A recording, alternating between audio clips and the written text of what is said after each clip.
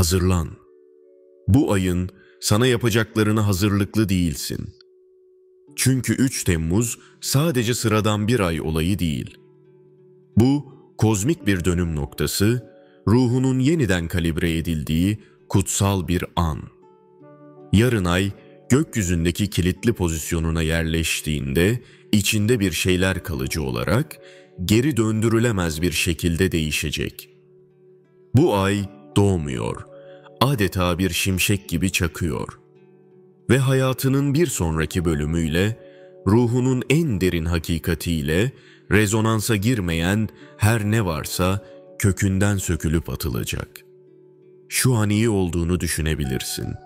Her şeyin yolunda gittiğini zannedebilirsin.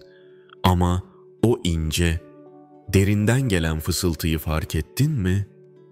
İnsanlarla arana ansızın giren o mesafeyi, daha az konuşup çok daha fazlasını hissettiğin o anları. Sanki bir şeyin seni izlediği, seni kolladığı o tuhaf, açıklanamaz hissi. Bu basit bir ruh hali değişimi değil. Bu ruhsal momentumun ta kendisi. Ve bu ay o momentumun zirveye ulaştığı, her şeyi değiştirecek olan devrilme noktasıdır.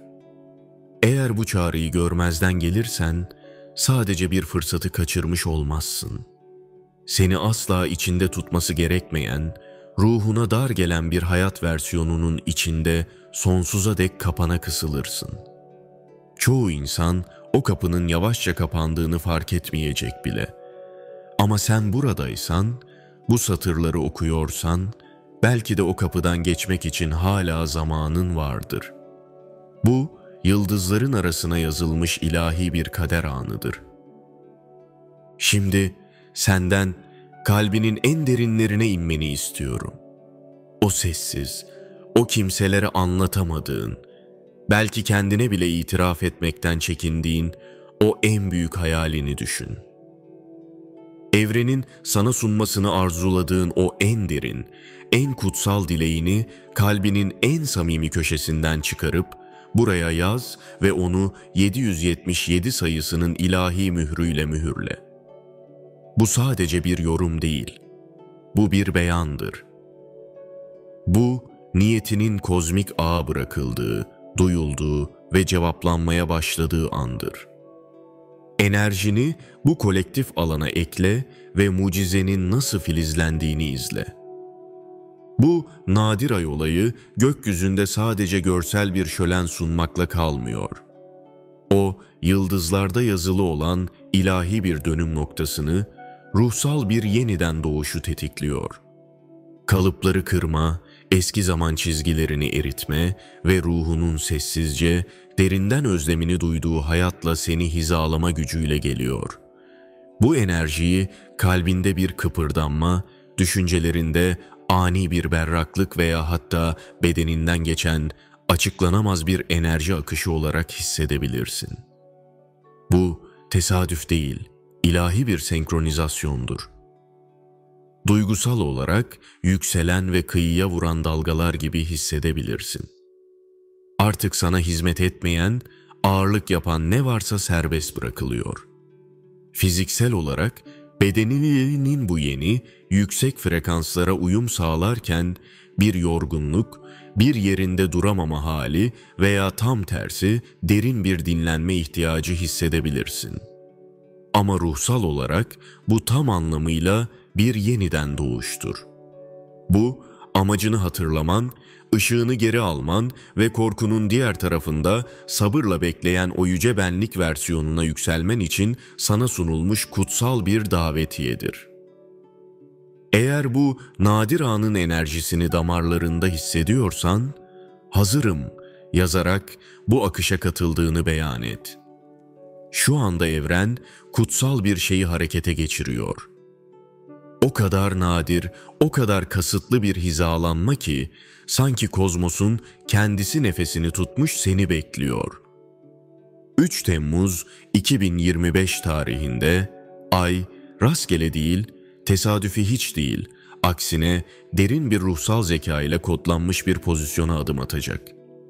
Bu bir ay fazından çok daha fazlası. Bu, ilahi bir aktivasyon noktasıdır. göremediğimiz ama her zaman hissettiğimiz alemlerden mesajlar taşıyan bir ay. Astrolojide ay bizim iç dünyamızı, duygularımızı, sezgilerimizi, anılarımızı ve bilinçaltı kalıplarımızı yönetir. O, ruhumuzun gelgitlerini kontrol eden, içimizdeki okyanusun yöneticisidir. Bu nadir kozmik oluşumda hizalandığında kutsal bir ayna gibi davranır. Sadece güneşten gelen ışığı değil, aynı zamanda içimizden, ruhumuzun derinliklerinden gelen ışığı da yansıtır. Gizli gerçeklerimizi, sessiz acılarımızı, gömülü gücümüzü ve unutulmuş potansiyelimizi su yüzüne çıkarır. Bunu ruhunun karanlık bir odasına yerleştirilmiş, yumuşak, parlak bir fener gibi hayal et. Aniden, her zaman orada olan ama görmeyi reddettiğin, korktuğun ya da unuttuğun her şeyi net bir şekilde görmeye başlarsın. Bu ay, özellikle ayın kendi yönettiği Yengeç burcunda gerçekleşecek bir yeni ay olacak. Bu, enerjiyi 10 katına çıkaran bir durumdur. Ay, kendi evinde, kendi tahtında otururken tüm gücüyle parlar. Yengeç, bizim köklerimizle, atalarımızla, ailevi karmalarımızla, duygusal güvenliğimizle ve en savunmasız olduğumuz yanımızla ilgilidir. Dolayısıyla bu yeni ay sadece duygusal bir sıfırlanma değil, aynı zamanda atalardan gelen ve artık bize hizmet etmeyen tüm karmik yükleri, duygusal kalıpları ve genetik hafızayı temizlemek için eşi benzeri görülmemiş bir fırsat sunuyor. Bu astrolojik tabloyu daha da derinleştiren şey, bu yeni ayın Kova burcundaki Plüton ev ile tam bir karşıtlık içinde olmasıdır. Plüton, dönüşümün, ölüm ve yeniden doğuşun, güç savaşlarının ve en derin, en karanlık gerçeklerin gezegenidir. Kova ise kolektif bilinci, geleceği, teknolojiyi, devrimi ve özgürlüğü temsil eder. Bu karşıtlık, kişisel duygusal ihtiyaçlarımız, Yengeç ayı ile kolektif evrimsel baskı, Kova Plüton'u arasında muazzam bir gerilim yaratır. Sana ne güvenlik hissi veriyor? İle ruhunun özgürleşmesi için neyi yıkman gerekiyor? Soruları arasında sıkışmış hissedebilirsin. Plüton, artık sahte olan, miadını doldurmuş olan her şeyi acımasızca yıkar. Bu yüzden ilişkilerde, kariyerde veya kişisel inanç sistemlerinde ani ve şok edici sonlanmalar yaşanabilir. Ancak unutma, Plüton'un yıkımı asla anlamsız değildir. O, yalnızca daha otantik, daha güçlü bir yapının inşa edilebilmesi için çürümüş temelleri ortadan kaldırır. Bu, ruhunun küllerinden yeniden doğan bir anka kuşu olması için ilahi bir müdahaledir. Numerolojik olarak 3 Temmuz 2025 tarihi bir sayısının titreşimlerini taşır. Rakamları topladığımızda 3 artı 7 artı 2 artı 0 artı 2 artı 5 eşittir 19, 1 artı 9 eşittir 10, 1 artı 0 eşittir 1. Bir sayısının saf başlangıç enerjisine ulaşırız. 1, yeni başlangıçların, ilahi liderliğin, kişisel gerçeğin ve bireyselliğin sayısıdır. Evren sana bir değişiklik sunmuyor. O, bir başlatma töreni sunuyor. Bir sayısı ilk kelimeden önceki nefestir, ilk kalp atışından önceki sessizliktir. Korku ya da egoya hapsolmuş küçük benliği değil, içeriden yükselen yüce benliği temsil eder. Bu ay portalı sadece uzayda bir kayma değil, o kutsal bir kapıdır. Ve o kapının anahtarı anda olmaktır. Bugünlerde bedeninde, nefesinde, farkındalığında tamamen mevcut olduğunda sadece sihre tanıklık etmezsin, sihrin kendisi olursun.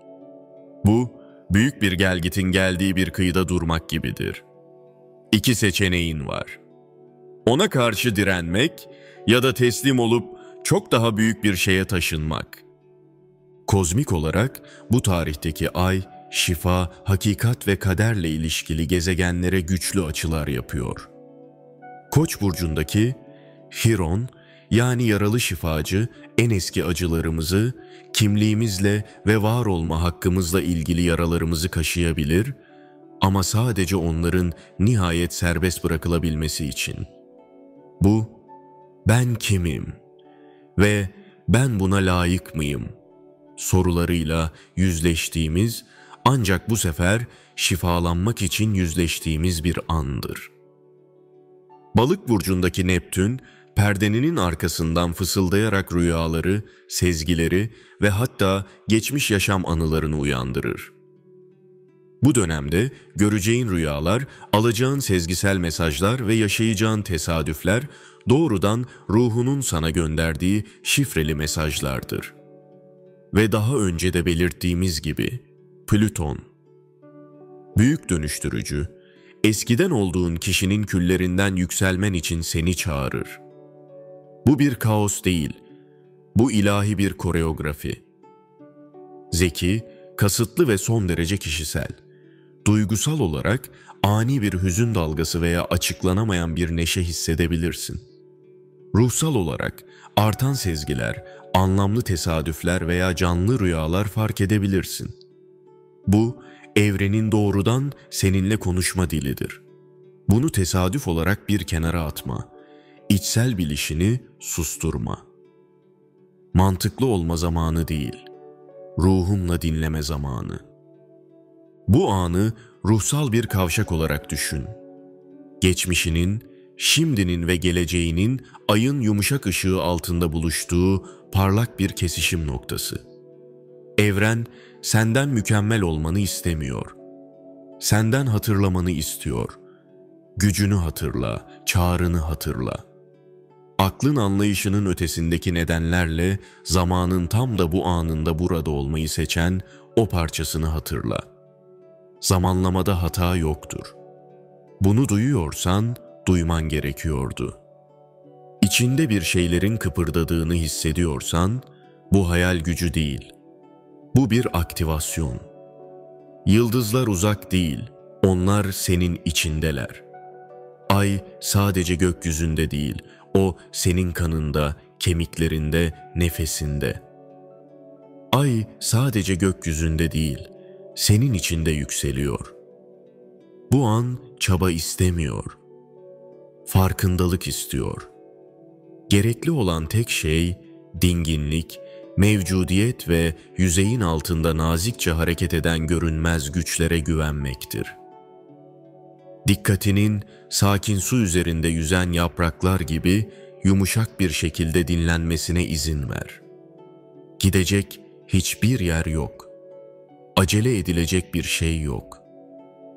Bu, düzeltmek, çözmek veya değiştirmekle ilgili değil. Bu, hatırlamakla ilgili. Bedeninin bir çapa olmasına izin ver. Yer çekiminin kutsal enerjiler içinden ve etrafından akarken, seni yerinde tutan rahatlatıcı bir kucaklama gibi etrafını sarmasına izin ver. Altındaki dünya, canlı, farkında ve içsel gelgitlerini karıştıran aynı aysal çekimle derinden bağlantılı. Varlığının her hücresi bu dansı biliyor. İlk nefesinden çok önce bu ritme göre hareket etti. Bu nadir ayın ışığı sadece gökyüzünden değil, ruhunun her bir enerjetik ipliğinden de içeri dökülüyor.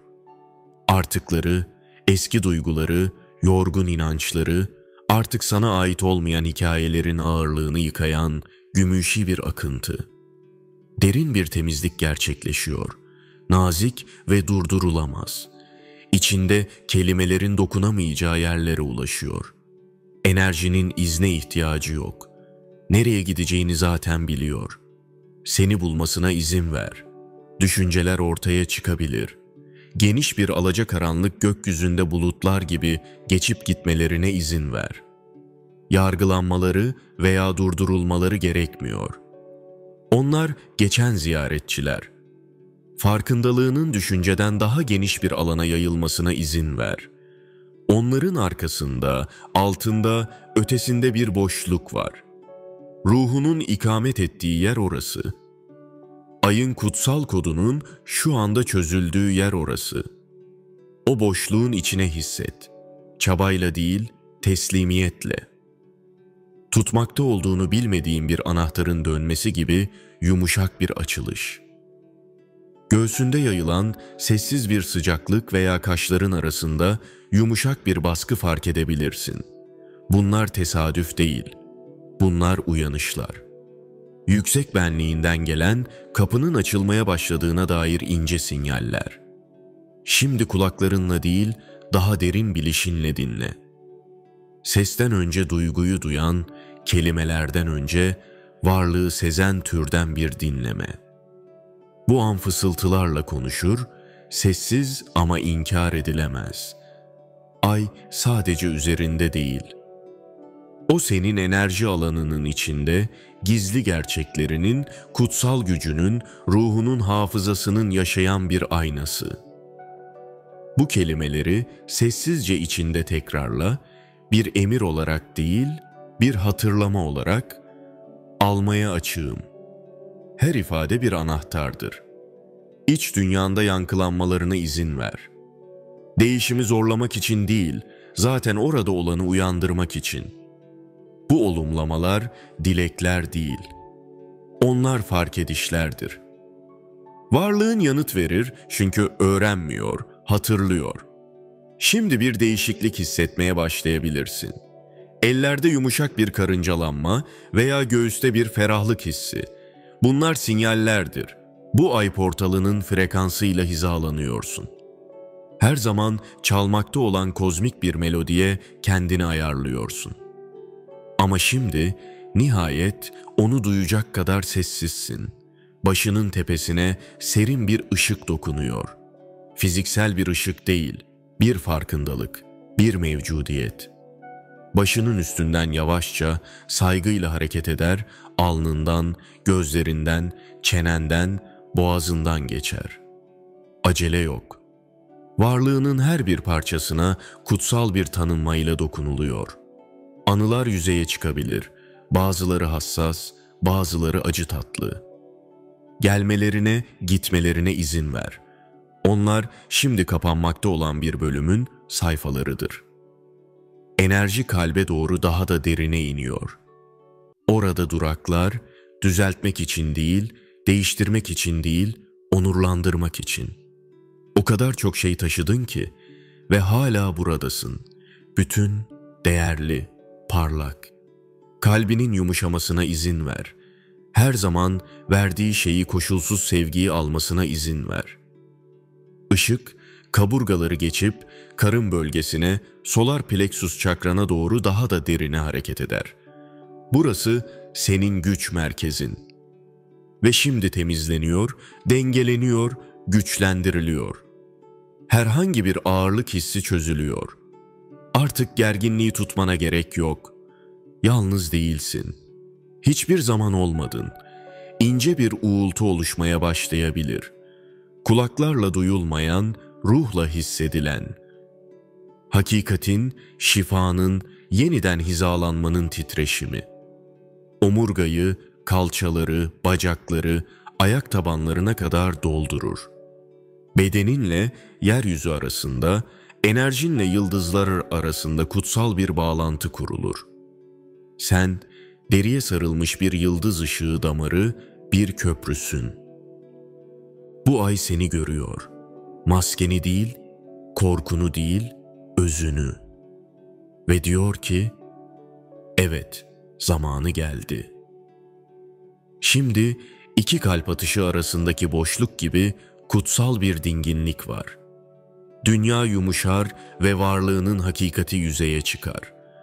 Artık uzanmıyor, kovalamıyor veya denemiyorsun.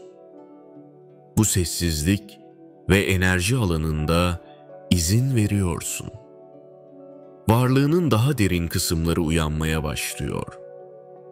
Her zaman bilen, her zaman güvenen, aklının unutmuş olabileceği şeyleri her zaman hatırlayan kısımlar. Ay tüm parlak bilgeliğiyle şimdi korkunun ötesinde var olan versiyonunu yansıtmaya başlıyor. Bu versiyon oluşmuyor. Sen zaten osun. Sen hem rüyasın hem de rüyayı görensin. Sen hem sorusun hem de cevapsın. Bu aysal enerji sadece perdeyi aralayarak her zaman göz önünde saklı olanı ortaya çıkarır.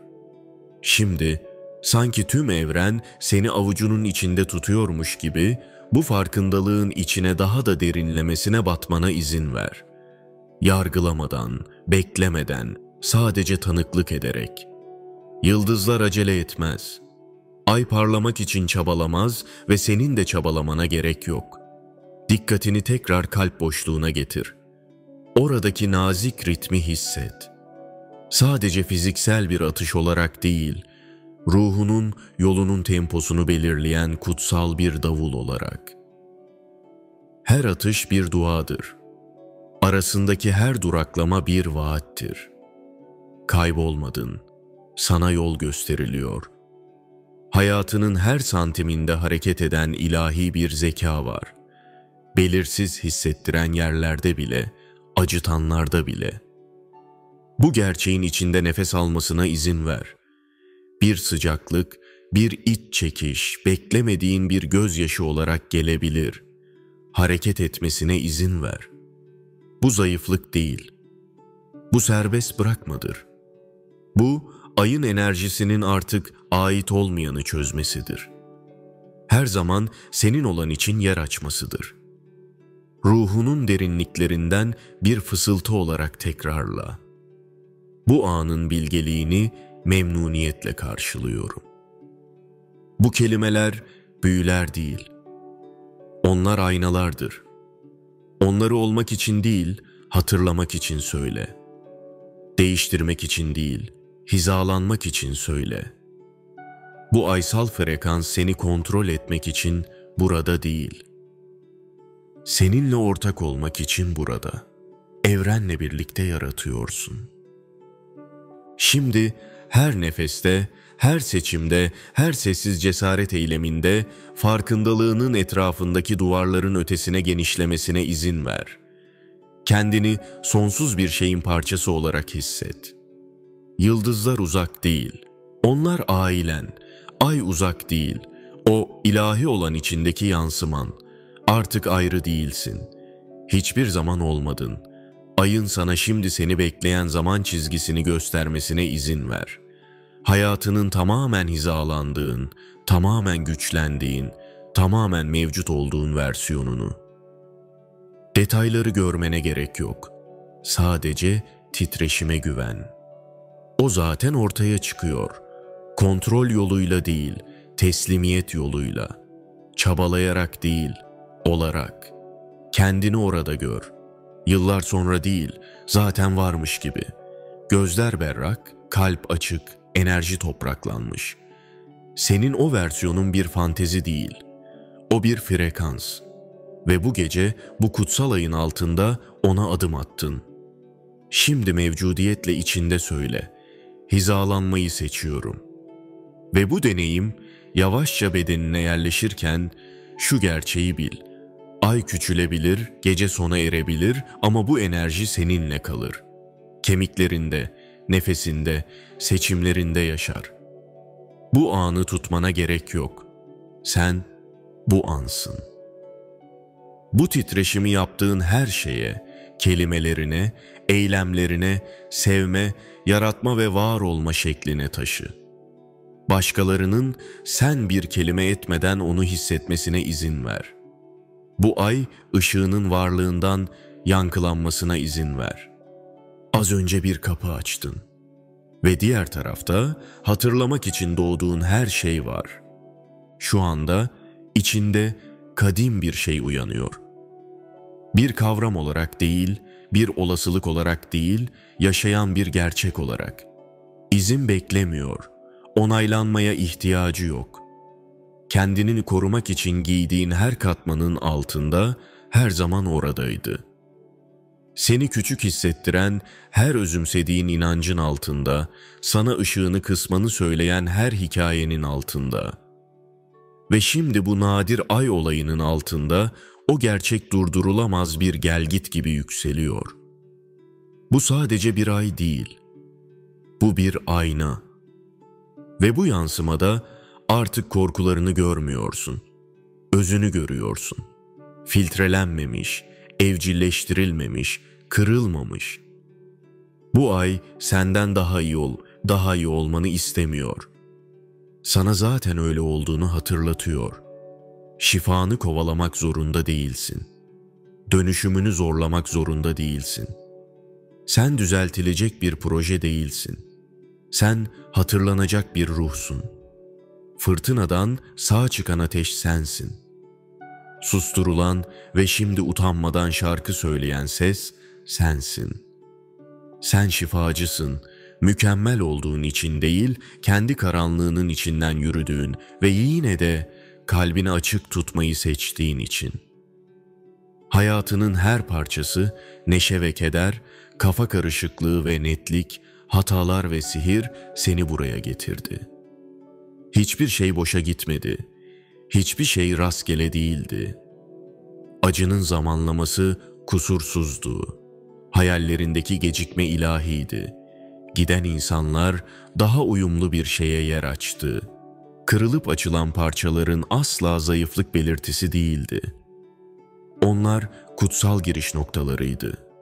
Ve şimdi yukarıda parlayan ve içinde atan bu ay, yüksek sesle söylemekten korktuğun şeyi ortaya çıkarıyor. Asla geride kalmadın, asla yoldan çıkmadın. Asla çok geç, çok fazla ya da yeterli değildin. Tam zamanındasın.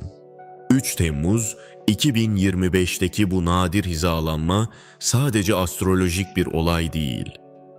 Bu kozmik bir kontrol noktasıdır.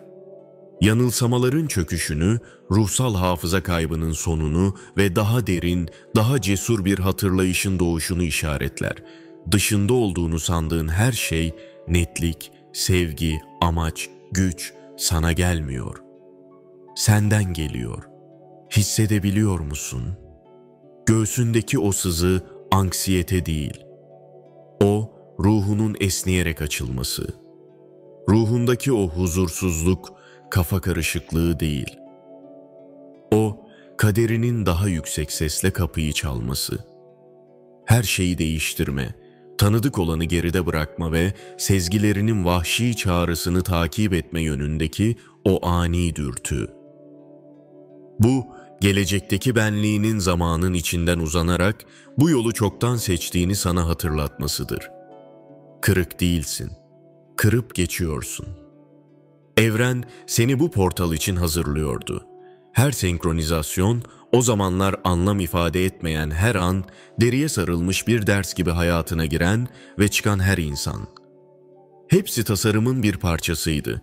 Tesadüfen değil, ilahi bir mimariyle şekillendiriliyorsun.